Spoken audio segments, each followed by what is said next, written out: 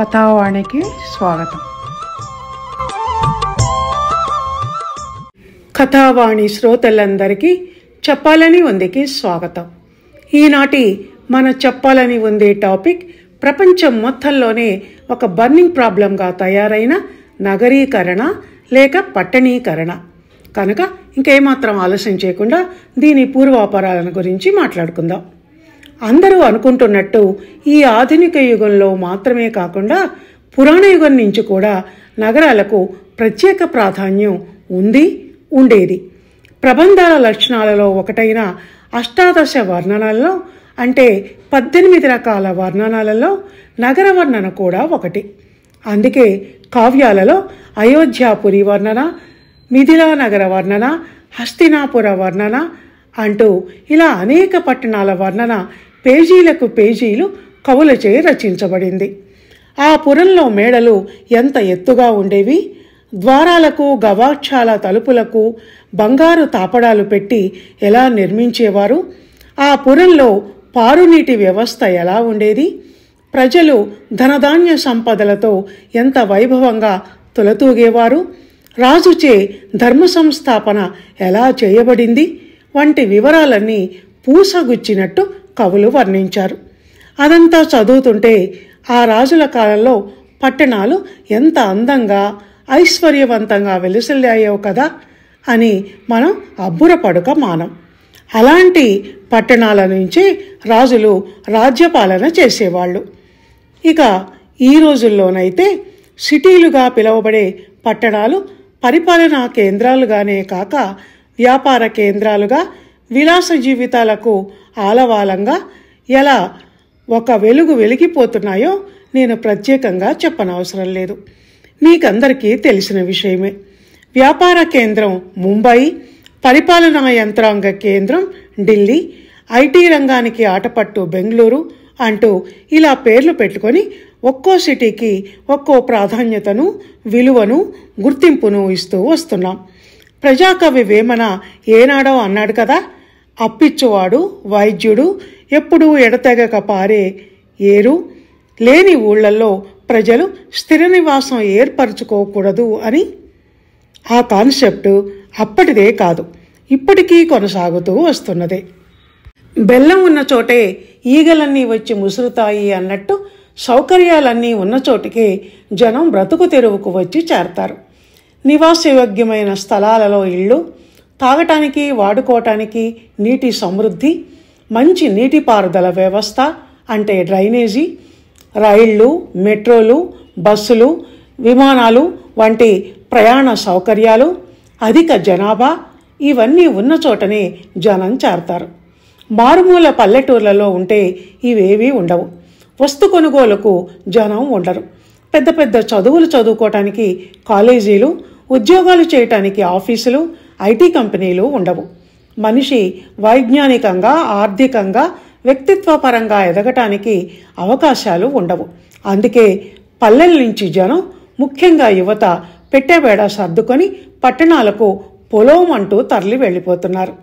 ప్రారంభంలో కొత్త ఊరు, కొత్త ప్రదేశం, అనుభవ రాహిత్యం వీటి మూలంగా కొంతమంది ఇరుకు గదుల్లో, హాస్టల్స్లో కొన్ని అవస్థలు, ఇబ్బందులు పడుతూ సాపాటు ఎటు లేదు పాటైనా పాడు బ్రదర్, రాజధాని నగరంలో వీధి వీధి నీది నాదే బ్రదర్ అంటూ నిరాశ నిర్లిప్తులతో కూడిన పాటలు పాడుకుంటూ తిరిగినా ఈ సాఫ్ట్వేర్ జాబుల పుణ్యమా అని మళ్ళీ నిదానంగా 30 ఏళ్లకే అయినా సెటిల్ అవుతున్నారు. అక్కడే ఓ చిన్న ఫ్లాటో ఇల్లో కొనుక్కొని స్థిరపడిపోతున్నారు.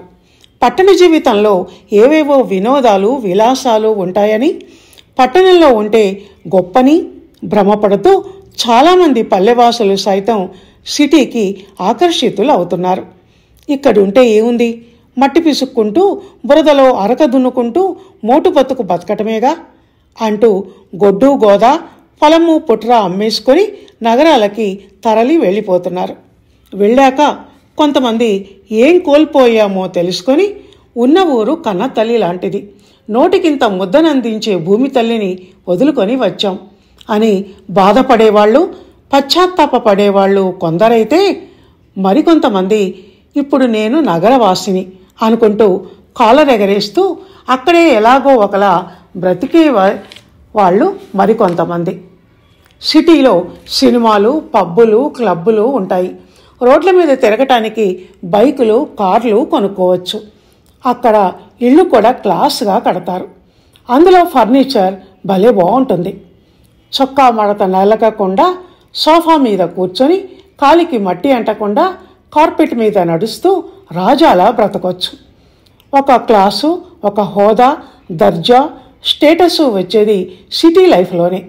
ఇక్కడ పల్లెల్లో ఏముంది? ఎక్కడ చూసినా ఇంట్లో కూడా ధాన్యం బస్తాలు, తట్టలు, బుట్టలు, ఇంటి ముందు నాగలి, కొర్రు, ఎక్కడ చూసినా దుమ్ము, ధూళి తప్ప సుఖం ఏముంటుంది అన్న ఆలోచన, సిటీలో ఈజీగా డబ్బు సంపాదించవచ్చు అన్న అత్యాశ జనాన్ని పట్నం రోడ్డెక్కించటంతో వ్యవసాయం, పశు సంపద, పాడి సంపద వంటివి అన్నీ మూలన పడి ఆదరించే నాథుడు లేక అలోలక్ష్మణ అని ఏడుస్తున్నాయి. అలా అన్నదాత మెదడులో పట్టణ వ్యామోహం అనే పురుగు ఎప్పుడైతే జ్వరబడి కొంచెం కొంచెంగా ఆ మెదడును తినటం మొదలుపెట్టిందో అప్పుడు అంతవరకు అన్నదాత మీద ఆధారపడి కడుపు నింపుకుంటున్న జనం ఇప్పుడు అన్నమో రామచంద్ర అని ఏడవాల్సిన పరిస్థితి వస్తోంది. పూర్వం గ్రామాలలో ఎటు చూసినా వందల వేల ఎకరాల పంట భూములు కనుచూపు మేర వరకు పచ్చగా కళకళలాడుతూ కన్నుల పండుగ చేసేవి. ప్రతి ఒక్కడు వందల ఎకరాల జమీందారులే, పదుల సంఖ్యలో ఎకరాల భూమి ఉన్న ఆసాములే అన్నట్టు ఉండేది.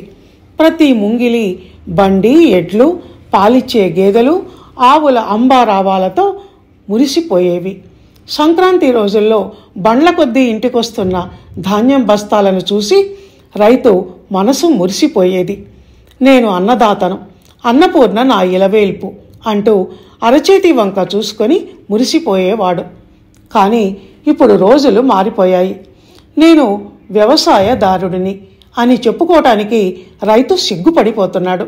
దానికి తగ్గట్టే రైతుని ఉద్యోగస్తుడు అయిన పట్టణవాసి చిన్నచూపు చూస్తున్నాడు. పల్లెటూరి బైతు అంటూ హేళన చేస్తున్నాడు. నిజానికి ఇంతకుముందు పాతకాలం రోజుల్లో ఇప్పుడు రైతులు పంచకట్టు, తలకు తువ్వాల చుట్టూ, నోటిలో చుట్ట, వచ్చిండు పోయిండు అన్న పల్ల భాషతో ఏమీ లేరు. వాళ్ళు చదువుకుంటున్న వాళ్లే ఉంటున్నారు. ఆధునిక ఆహార్యంలో వ్యవసాయ సంబంధి అయిన అగ్రికల్చర్ BSc వంటి చదువు చదివి అందులో కొత్త కొత్త పరిశోధనలు చేసి పట్టణాల్లో మారుమూల వ్యవసాయ భూముల్లో వ్యవసాయం చేస్తున్నారు. సిటీ అవుట్స్కర్ట్స్లో ద్రాక్ష తోటలు, పూల మొక్కలు వంటివి పెంచి చక్కని ఆరోగ్యకరమైన పండ్లను, అందమైన పూలను అందిస్తున్నారు. వీళ్లే మళ్ళా పల్లెల్లో ఉండే రైతుల దగ్గరికి వెళ్ళి ఆధునిక వ్యవసాయ పద్ధతులను, పనిముట్లను, వ్యవసాయ యంత్రాలను పరిచయం చేసి పనులు నేర్పించి అధిక ఉత్పత్తిని దిగుబడి చేసేలా చేస్తున్నారు. అయితే ఇటువంటి వాళ్ల శాతం చాలా తక్కువనే చెప్పాలి. నిజానికి సంప్రదాయ పద్ధతులను బేస్ చేసుకొని నూతన శాస్త్ర పద్ధతులలో వ్యవసాయం చేస్తే మన దేశం ఎంత భాగ్యవంతమైన దేశం అవుతుందో కదా. ఇది రాస్తుంటే నాకు చిన్నప్పుడు పొద్దున్నే రేడియోలో వచ్చే పాలు చేలు కార్యక్రమం గుర్తుకు వస్తోంది. నాకేమీ అర్థం కాకపోయినా వింటుంటే బాగుండేది. విత్తు నాటడం ఎలా, భూమిలో పదును ఉండటానికి ఏ ఎరువులు వాడాలి, పంటలకు చీడపీడలు పడితే పురుగుల మందులు ఎలా పిచికారీ చేయాలి, పాడి పశువులలో పాల ఉత్పత్తి కోసం వాటికి ఎలాంటి దానా ఏ మోతాదులో తినిపించాలి వంటివన్నీ ముచ్చట్ల రూపంలో రైతులకు తేలికగా అర్థమయ్యేలా చెప్పేవాళ్ళు. రైతులు సైతం శ్రద్ధగా వినేవాళ్ళు. ఇప్పుడు అలా చెప్పేవాళ్ళు లేరు, వినేవాళ్ళు లేరు. కారణం వ్యవసాయం పట్ల గౌరవం తగ్గిపోవటం. మన కబుర్లు నగరీకరణ మీద అయినా అటు తిరిగి ఇటు తిరిగి ఇంతసేపు వ్యవసాయం మీదకి మరలటానికి కారణం ఈ నగరీకరణకు బీజాలు వ్యవసాయం మీద రైతులకు ఆసక్తి చచ్చిపోయినప్పటి నుంచే పడ్డాయి కనుక. ఇప్పుడు మళ్ళీ వెనక్కి నగరీకరణ, లేక పట్టణీకరణ దగ్గరికి వద్దాం. ఇంతవరకు పల్లెలకు పట్టణాలకు ఉన్న వ్యత్యాసాన్ని మాత్రమే చెప్పాను. ఇప్పుడు నగర సంస్కృతితో పాటు ఈనాటి మన టాపిక్లోని కీలక అంశమైన పల్లెలు పట్టణాలుగా మారటం గురించి మాట్లాడుకుందాం. ఎక్కడైతే నగర నిర్మాణానికి అవసరమైన సౌకర్యాలు ఉంటాయో అక్కడ నగరాలు కట్టబడటం ఒక ఎత్తైతే, పులిని చూసి నక్కవాత పెట్టుకున్నట్టు ప్రశాంతతకు ప్రకృతి అందాలకు మారుపేరు అయిన పల్లెలు పట్నం హంగులను ఆర్భాటాలను లగ్జరీస్ని చూసి పల్లెవాసులు వాళ్ల పల్లెల్ని పట్టణాలుగా మార్చే ప్రయత్నం చేయటం మరొక ఎత్తు. అసలు నగరీకరణ అంటే ఇదే. అనుకరణ ఎప్పటికీ అసలు కాలేదు. ఆకర్షణ వేరు, అందం వేరు. అందుకే నాకెక్కడో చదివిన విషయం ఈ సమయంలో గుర్తుకొస్తోంది. అదేమిటి అంటే, పల్లె ఇల్లాలు లాంటిదైతే పట్నం ప్రియురాలి లాంటిది అన్నవి ఆ మాటలు. పల్లె మనిషి అమ్మలాగా ఆదరించి కడుపు నిండా అన్నం పెడుతుంది. ఇల్లాలిలా సేద తీర్చి కంటికి చెవులకు మనసుకు స్వచ్ఛమైన అందాలను ఆనందాలను చూపిస్తుంది, ఆరోగ్యాన్ని ప్రసాదిస్తుంది. కానీ పట్టణం మాయ జలతారు వంటి మెరుపులతో ఆధునిక అలంకరణలతో రంగురంగుల లైట్ల కాంతులతో ఆకర్షిస్తుంది. వెలుగుతున్న ప్రమిద వల్ల లభించే మానసిక ప్రశాంతత తళుకు వెలుకుల ఎలక్ట్రిక్ బల్బులు ఇవ్వలేకపోయినా చెంచల బుద్ధి గల ఆధునిక మానవుడు అటువైపే మొగ్గు చూపుతున్నాడు. ఫలితంగా పట్టణాలకు పరుగులెత్తే వాళ్ళు కొందరైతే పట్టణాన్నే తమ పల్లెకు బలవంతంగా తెచ్చుకుంటున్న వాళ్ళు మరికొందరు. దాంతో పల్లెలన్నీ సగం పట్టణాలు అయిపోతున్నాయి. ఇలా అంటున్నానని నేను అభివృద్ధికి వ్యతిరేకిని కాను. పల్లె పల్లె, పట్నం పట్నమే అన్న ఆలోచన ఈనాటి మనుషుల్లో ఉండకపోవటం ఆశ్చర్యాన్ని కలిగించే విషయం అంటున్నాను. దీని కారణంగా వెనకటి కాలపు పల్లె అందాలు ఇప్పుడు కనుమరుగైపోతున్నాయి. కోడి కూతలు, ఉదయపు గాలులు, సెలయేరు గలగలలు, పచ్చటి చెట్లు, ఆ చెట్ల కొమ్మల మీద కోయిలలు, ఎత్తు తక్కువలో చూరు తలకు తాకుతుందేమో అన్నట్టు ఉండే పూరి పెంకుటిళ్ళు, వసారాలో స్తంభాలకు వేళ్లాడదీసే వరి కంకులు, అవి తినటానికి వచ్చే ఊర పిచ్చుకల కిచ్కిచ్చుమన్న శబ్దాలు ఇవన్నీ కనుమరుగైపోతున్నాయి. పిచ్చుకల మాట ఇక్కడ ఎందుకు తెచ్చానంటే, ఇప్పుడు అంతరించిపోతున్న పక్షిజాతి అదే కనుక. ముందు ముందు ఇంకా చాలా అంతరించిపోనున్నాయి ఈ నగరీకరణ మూలంగా.